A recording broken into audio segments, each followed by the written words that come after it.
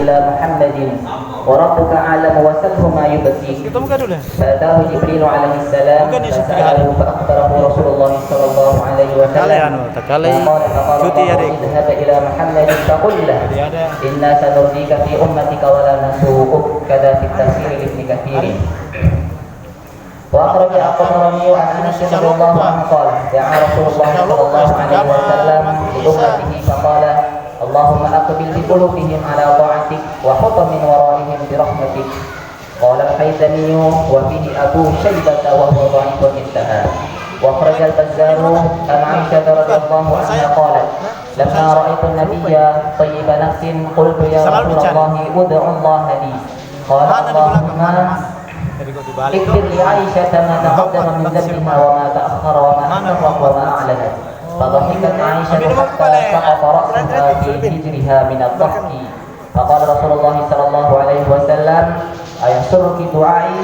فقالت وما لي لا يسرني دعاؤك. فقال والله إنها لدعوتي لأمتي في كل صلاة.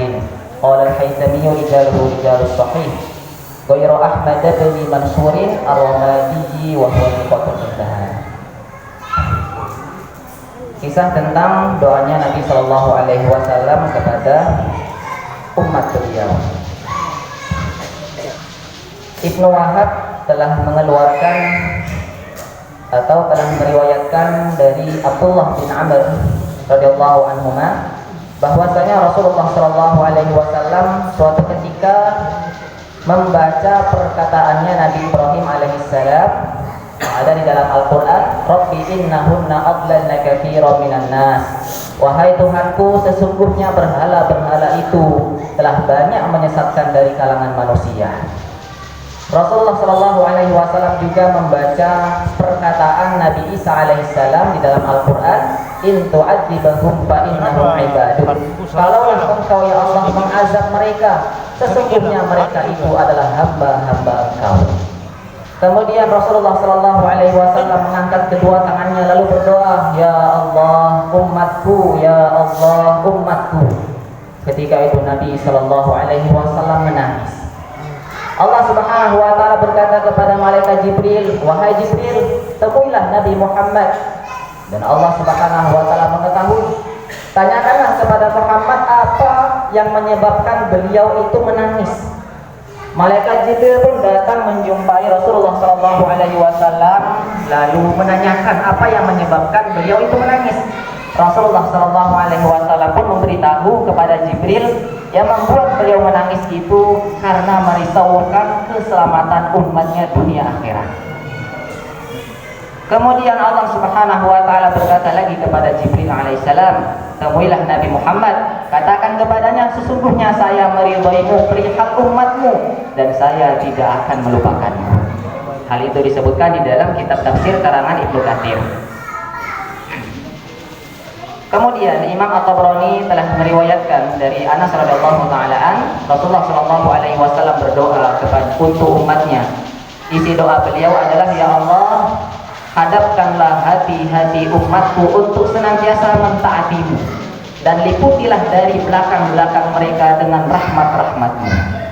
Kemudian disebutkan oleh Imam Bazzar dari Aisyah radhiyallahu anha, Aisyah berkata, ketika aku melihat Nabi Shallallahu Alaihi Wasallam keadaannya sedang tenang, aku berkata, ya Rasulullah, berdoalah kepada Allah untukku.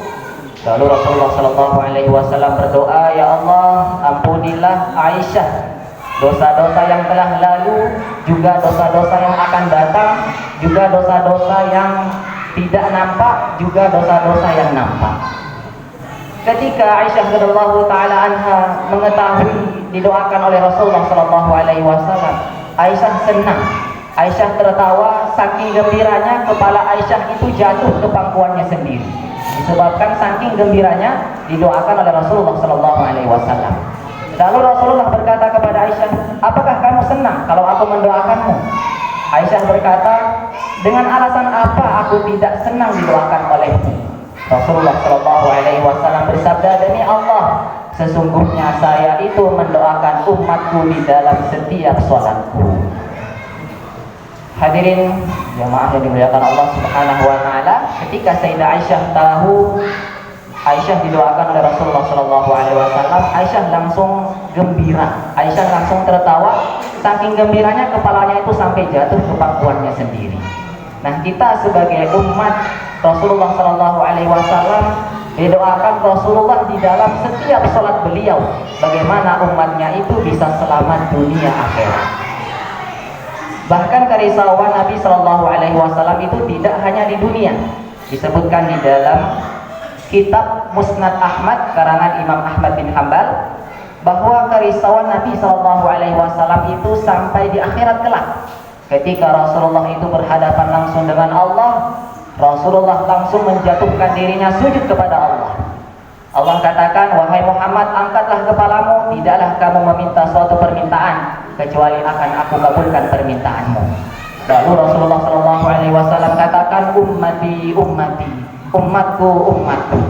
Setelah itu Allah Subhanahu Wa Taala memerintahkan Rasulullah, wahai Muhammad, pergilah kamu ke neraka. Keluarkanlah umatmu dari neraka yang di dalam hatinya ada iman seberat biji gandum. Kemudian Rasulullah pun mengeluarkan umatnya yang di dalam hatinya ada iman seberat biji gandum.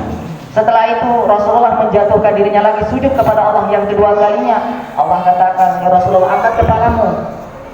Tidaklah kamu meminta suatu permintaan kecuali akan aku kabulkan permintaanmu itu.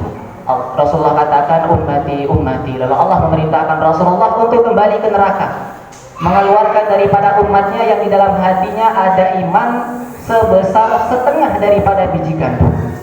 Kemudian Rasulullah pun pergi ke neraka, mengeluarkan umatnya, dimasukkan ke dalam surga. Setelah itu Rasulullah sujud yang ketiga kalinya di hadapan Allah. Allah katakan, ya Rasulullah, ya Muhammad, angkatlah kepalamu, tidaklah kamu meminta sesuatu kecuali akan aku kabulkan permintaanmu itu. Rasulullah katakan, ummati, ummati, umatku, umatku. Allah Subhanahu Wa Taala memerintahkan Muhammad, wahai Muhammad, kembalilah kamu ke dalam neraka, keluarkan umatmu yang di dalam hatinya ada iman meskipun sebesar daripada biji sawi. Ini kerisauan, kekhawatiran Rasulullah Shallallahu Alaihi Wasallam, baik ketika di dunia bagaimana umatnya bisa selamat dunia, juga nanti ketika di akhirat bagaimana umat Rasulullah ini dimasukkan semuanya ke dalam surga. Hadirin jamaah yang dimuliakan Allah Subhanahu Wa Taala, sejatinya usaha dakwah ini di samping untuk meningkatkan iman, hal yang paling utama yang tanpa kita sadari adalah bagaimana dengan kita menjalankan usaha dakwah ini iman kita tidak keluar dari dalam hati kita, sehingga kita bisa mati dalam keadaan membawa iman.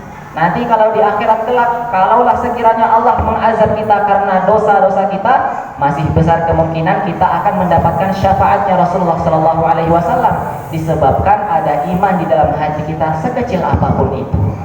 Hadirin yang mulia, Rasulullah Shallallahu Alaihi Wasallam sudah mendoakan kita bagaimana kita selamat.